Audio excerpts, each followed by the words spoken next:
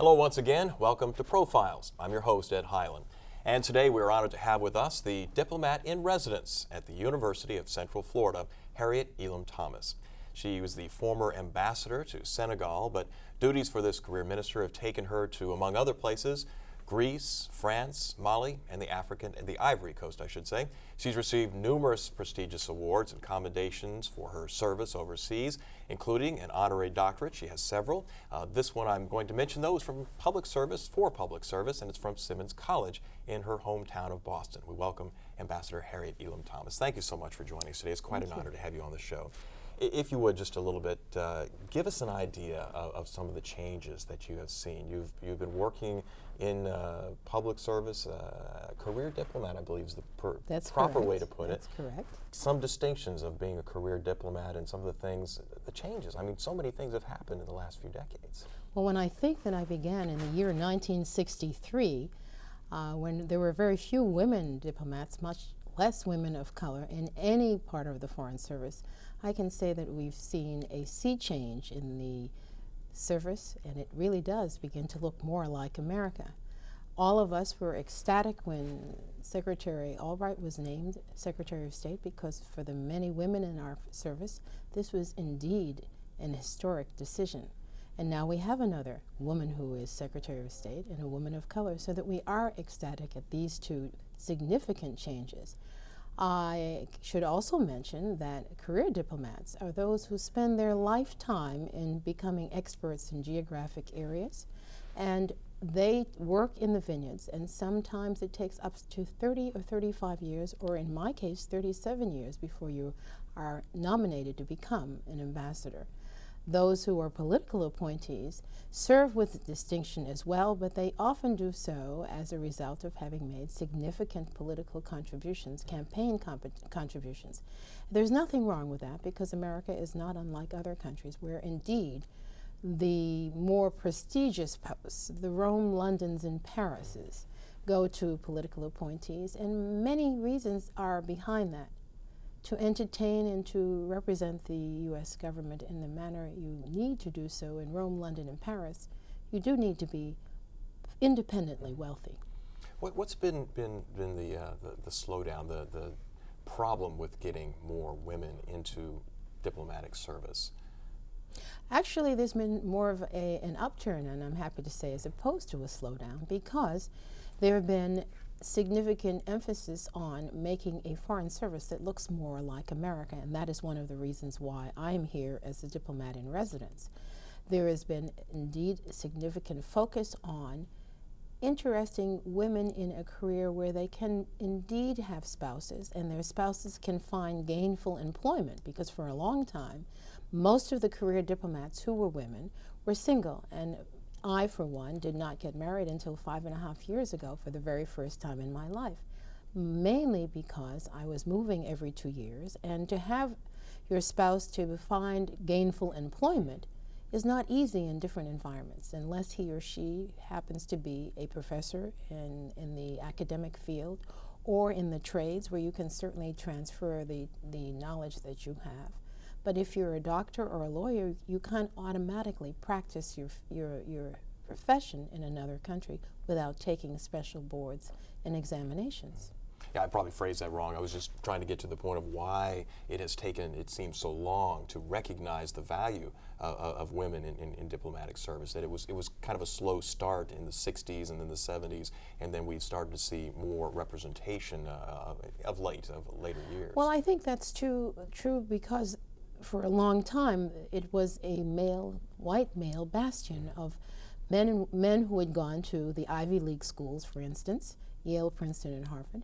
And women didn't go to college. Women were to be at home, raising families and being totally supportive of their spouses. But given the change in terms of the women's movement in the United States following the Civil Rights movement, you saw that there was a significant interest in women becoming diplomats. There was indeed a class action suit by a very well-known woman whose name all of a sudden escapes me. Allison Palmer is her name. She was originally from Boston, and she became an Episcopal minister, in fact. She recognized that there was a very, very limited number of women in key positions. And as a result of the class action suit, women became political officers, deputy chiefs of mission, and in fact, when I served in Brussels, I was the senior woman for the Office of Public Diplomacy. The deputy chief of mission was a woman. The deputy director for what we call the chief of station was a woman, and the deputy defense attaché was a woman. So we were all, as you can imagine, thrilled when the news came of Albright's appointment. We called the ambassador and said it's time to celebrate. I also can tell you that there's a lot more mentoring done of young women, and as a result, you see women willing to branch out into new areas of geographic areas, for instance, Asia, Latin America, and Africa, where you need different languages and you need different skills to be effective. Were other countries, how should I phrase this? Other countries have different attitudes around the world as to how they treat ambassadors and such. And I guess I'm trying to get an idea of whether or not it was a United States issue or whether there was perhaps a lack of respect for women among some other countries in the world. Well, to be very honest with you, I can remember reading in Albright's book that there were a number of women from the developing world in Central Europe who were senior diplomats. The last two ambassadors from South Africa to the United States were women. They seem to have a far more forward-looking view for some reason than the United States. And yet I'm not absolutely certain what are some of the underlying reasons. And I think that what we focus on now is not the reason why we may not have been in the career service, but why we can certainly inspire others to be effective diplomats now. Well, let's talk about diplomat in residence. University of Central Florida is one of just 16 universities in the United States that has such a position. Give us an idea of your role, your duties, and the type of outreach work that you're doing. With pleasure. It has been a joy to be on a campus with such vibrant students. Students who don't come with an obvious high opinion of themselves. They're there to be educated. They're there to learn, and they're there to broaden their exposure and horizons. I find the fact that this is a university that encompasses a lot of students from Latin America, from Central America, and the Caribbean. And they happen to have been those who look far more to the world beyond the confines of the United States, and they've been some of the best candidates in terms of the fellowships that we have been offering for students who are genuinely interested in a career in the diplomatic service. The fact that we have many conflicts in this world that do not take place with Western European societies tells us that we need to have individuals who are going to look at a problem in a very different way than those who are from the East Coast or the West Coast from major universities. And therefore, you are going to need, or we, I should say, the U.S. government is going to need to have men and women who bring that perspective from Middle America, from the southern part of the United States, from schools that are not considered Ivy League, but have a wealth of talent. One of the most refreshing comments I've heard at the University of Central Florida and in the Central Florida region is the fact that our students never thought they were even competitive to take the Foreign Service exam, to be diplomats. 28 of them have, and 8 of them already have passed the exam. And we've had fellowship candidates, we've had interns in Washington, and those who speak Chinese, those who speak some Japanese, those who are willing to study Arabic, all coming from the University of Central Florida. I've been very proud and encouraged. I should say as well that I'm not only working through the campuses at the University of Central Florida, because my region is the Central Florida region, so that includes community colleges and other private institutions, whether it's Rollins College, Valencia, Seminole Community College, Stetson University. It's been my joy to visit and be in the presence of a lot of students who have given me a reason to be happy that I haven't quite retired. I was going to say, as an ambassador, you travel a lot, and now as a diplomat in residence, it seems you're traveling just as much, just a little tighter area. Absolutely. What do you see as the attitude of young people coming up and getting into the college life these days? The world has many conflicts. It seems to be an ongoing situation. We always see, what's going on in the world through the newspapers and the media. What's the attitude of the young people? Are they optimistic that they can make some differences in bodies like the United Nations and working in the political process? That's a very good question, because the attitude has changed significantly, and guess what? As a result of September 11th. I never thought I would see the kind of genuine enthusiasm for public service come back to the university campuses. We don't see the kind of activism we saw in the 60s and during the Vietnam War, but we're beginning to see a genuine interest in doing public service and not being concerned about the almighty dollar and the bottom line of making hundreds and thousands of dollars. That's been one of the most positive things I've noticed. The young people talk to me about saying, I'm not worried about making a lot of money. I want to do something that is going to make a difference in terms of our country and our country's perception abroad. And I want to do something that's going to help us be safer in the long run.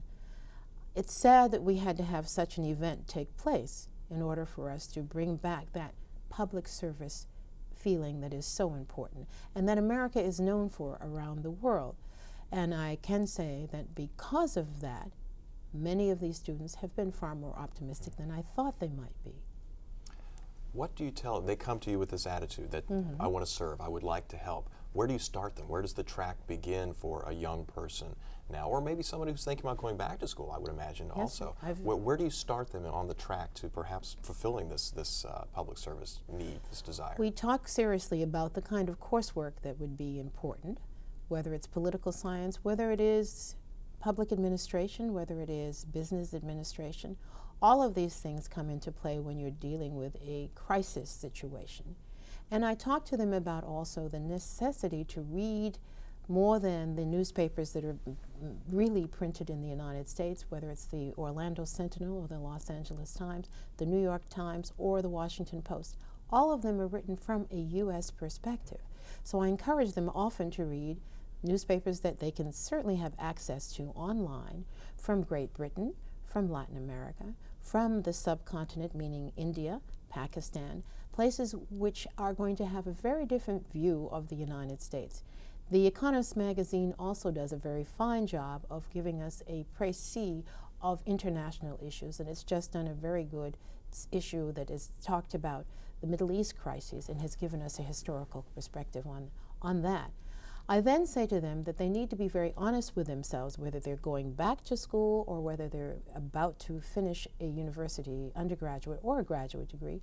They need to be honest about being away from their family and friends in the United States, because that is indeed an adjustment that all of us have to deal with. It's not easy, and yet with the advent of new technology, the internet, many of these young people can be in touch with their families on a daily basis. We hear about men and women who are currently in Iraq being in touch with their families thanks to the internet on a daily basis.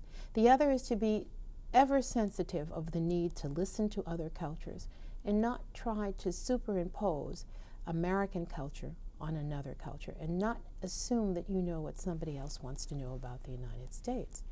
We need to be willing to listen sincerely and not with being polite on the surface, but really not caring about what our interlocutor has to say. If we can instill that kind of sensitivity in this generation and in people who are looking at returning or going into a new career, I think we'll be far more effective in preparing young men and women to be effective diplomats. You mentioned encouraging the students to look at some of the foreign media, some of the different newspapers and publications that are out there, and I will check occasionally, BBC, looking at different ideas in the English language that I can kind of see what's going on out there. And it would seem, again, I'm just checking a couple of different things, that the world opinion of the United States has been less than favorable of late. That's right. And that, to me, would make it very difficult, or at least perhaps raise the question of how can I go about changing not only things for my people, my homeland, so to speak, but also the image of the United States in the world. Do we strive to change that image as an ambassador? It is your role, I would imagine, to reflect the administration that is in power, but you have your personal opinions and ways to do that as well. Am I on the right track there? You're on the absolute right track. And indeed, we work on changing opinions one person face-to-face at a time. You can't do it overnight. It's done through building up relationships over years, and as a result of that, we can have a significant effect. But we don't expect that to happen in 24 hours. We've got a new head of the new Undersecretary for Public Diplomacy is Karen Hughes. She would have been my boss because I was the deputy director of that agency that is now part of the State Department. She recognizes that as well, that you don't change people's opinions overnight. Therefore, if we are developing a process of where we're going to go to those who don't agree with us and have negative views about us, we go and listen to what disturbs them, listen sincerely, and then work through each of our colleagues, whether they're in the political, economic, or the management section of the embassy. They're developing relationships with individuals of the host country, developing relationships almost on a very personal basis. And I mean that in the sense of being concerned about what makes that family important to our embassy's contacts. Why do we want to get to know them better? And we want to get to know them because we're interested in them as human beings, not because we're going to write a report on our meeting with them. And that means you have to develop that rapport very carefully. We can, in fact, do that. We can be far more understanding of what the Arab culture, how the Arab culture views the United States, that all members of the Islamic faith are not Arab, and make that distinction and make it so that we ensure our young men and women and older men and women who join the Foreign Service don't make the mistake of making an assumption that all people are of one ilk. I think that once we look people in the eye and we're sincere in our communications with them, we will be far more effective in changing that view. Now, you asked about being an ambassador and a position of the U.S. government. We will always represent the position of our U.S. government. That's why we're there as the President's representative. However, we are also private citizens. We will just be very, very cautious in not making any public statement that would be counter to the current administration policy. Our role is to represent the United States, and if we disagree with that, we keep that disagreement to ourselves. But we certainly put on the most positive face of an issue that may be somewhat contentious. You read my mind basically as to the next question I was going to ask about whether or not your personal opinion sometimes conflicted with the public administration position when you had to do something. Do the administrations, there certainly came a point, probably fairly soon in your career, where you had far more experience dealing with the countries that you were associated with than the administration did. Do they rely, does the ambassador have a significant influence in terms of relaying information, letting the administration know this is what these people would like to have, this is what this country needs? This change came about in where the reliance returned to the ambassador when Secretary Powell became Secretary of State. Rather than rely on what the Washington experts said about country X, Y, or Z, he said the ambassador is on the ground. He or she is the person that I want to have a report from before I make a determination on how we are going to move forward on any issue, or before he's making a trip to that part of the world.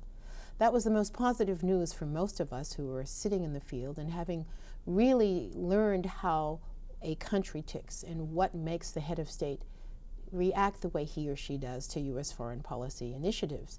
And believe you me, it was one of the main things that made all of the ambassadors around the world very positive about having Powell aboard as our new Secretary of State. We feel that we do know, it's been our life's work to learn the country where we've been appointed as Chief of Mission, and we are far better informed than perhaps the Assistant Secretary, who may only be in touch with us if there's a crisis. And so it is important for the Secretaries of State to look to the ambassadors, and I dare say that the new Secretary is following that same lead, and it's most encouraging. Again, you read my mind. I was going to say, do you feel Secretary Rice is going to keep that track, that line of communication open? It's so important, indeed. And if you don't mind talking a little bit about her, realizing that she came on after you had left your ambassadorial post, but she has gone to China. She's done some different things, That's right. and actually been in many ways more visible in some respects in some countries where Secretary Powell had not been, and China does come to mind. Going to a church in China, for example, which was almost unheard of several years ago. So do you see perhaps more flamboyant? That's probably the wrong word, but more of a presence, more of a. I'm going to get out and be an activist in this role. You can be an activist also, and not necessarily be constantly in someone's face. But I will say that it's important in many cultures to have the hands-on contact and the face-to-face contact.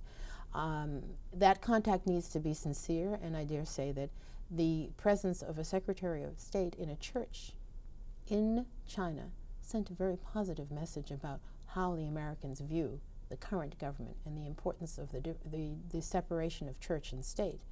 The other is the fact that if you're not making an initial visit to all of the countries where we have serious issues, you are not going to be effective in resolving them on telephone contact. Therefore, she knew it was wise to have that face-to-face contact early on in her administration. It is very difficult to see how our colleagues in Europe and Asia and Africa and Latin America are going to truly react. There is a honeymoon period for every new Secretary of State, and we want that honeymoon period to last more than 6 months. But we know that the world is not going to be kind. We're all human beings. There will be issues that come to the forefront, and as a result, there will be other conflicts. But it's a lot easier to be able to pick up the phone and talk with another head of state or another foreign minister after you've had a face-to-face encounter. You certainly can have a very different perspective on what may be going through the mind of that person because you've had a chance to meet with them on their turf. Because of our political process, are we perceived in the world as having a stable sort of relationship with the world, in the sense that we may have a Democratic administration and a Republican administration, realizing other countries do the same. Britain, other countries have changes in their administration, but there are also some countries that have monarchs, people and administrations that essentially don't change. How are we viewed in that perspective? It's just the way it is and it's accepted? No, they view us as being a very stable country. And one example comes to mind early on when we have election night events. A lot of our colleagues overseas will say, there's not really much difference between the Republicans and the Democrats in their mind. The other fact that really reinforces this idea of stability in our government is the fact that even if we had concerns about the elections in 2000 in a state that I think we're present in right now, we never had tanks in the streets. We did not have a total uproar. And there was a good 30-some days before we knew who was going to be our next president. There was no need for martial law. Other countries were amazed at that. Right after September 11th, they were also amazed at the unity that they saw in the United States, the outpouring of humanitarian concern on the part of every American citizen of every color, shape, gender, ethnic background, religion.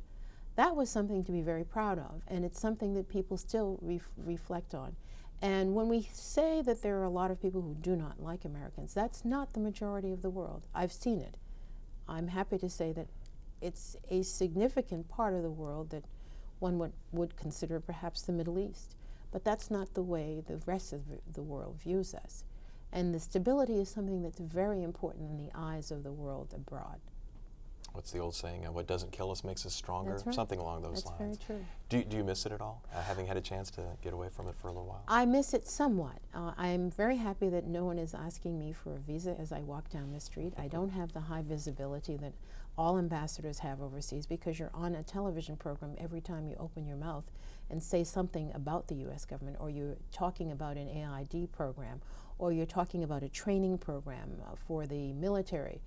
It is refreshing to be anonymous again and to have a certain amount of credibility because of your genuine concern about students and students who are concerned about being Foreign Service officers.